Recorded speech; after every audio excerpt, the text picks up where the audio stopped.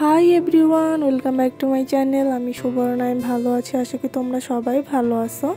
তো আমি বাড়িতে যাচ্ছিলাম আমার ফ্যামিলির সাথে। তো এখানে আমি তোমাদেরকে আমার ড্রেসটা দেখাচ্ছিলাম। আর প্লিজ কমেন্ট করো না, কারণ অনেক গরম ছিল, এই জন্য আমি এত উঁচা করে চুল বাঁধছিলাম। কিন্তু পরে চুলের স্টাইলটা চেঞ্জ করে ফেলছিলাম, কারণ ভালো লাগতেছিল না। আর খুব ভোরে উঠে আমরা যাচ্ছিলাম। আমাদের বাড়ি যেতে 5 থেকে 6 ঘন্টা লাগে যদি আমরা যমুনা সেতু দিয়ে যাই, আর যদি যমুনা নদী পার হয়ে যাই তাহলে 4 থেকে 5 ঘন্টা লাগে। মানে ওখানে বললাম 5 থেকে 6 ঘন্টা, তারও বেশি লাগে যদি জ্যামে থাকি আমরা। তো আমরা নদী দিয়ে যাচ্ছিলাম। আর দেখো কি পরিমাণে ভিড়। এটা ঈদের টাইম ছিল। ঈদের টাইমে এত পরিমাণে ভিড় থাকে বলার বাহিরে।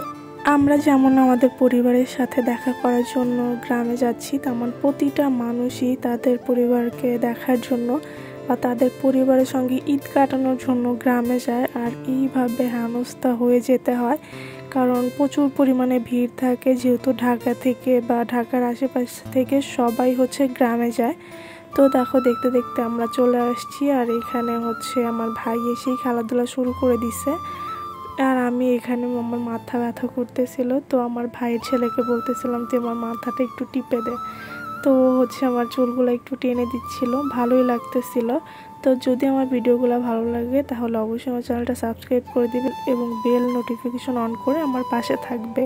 আর এখানে আমিও একটি ক্রিকেট খেলতেছিলাম, যদিও আমি পারি না, কিন্তু তারপরও আমি ট্রাই করতেছিলাম একটু খেলার।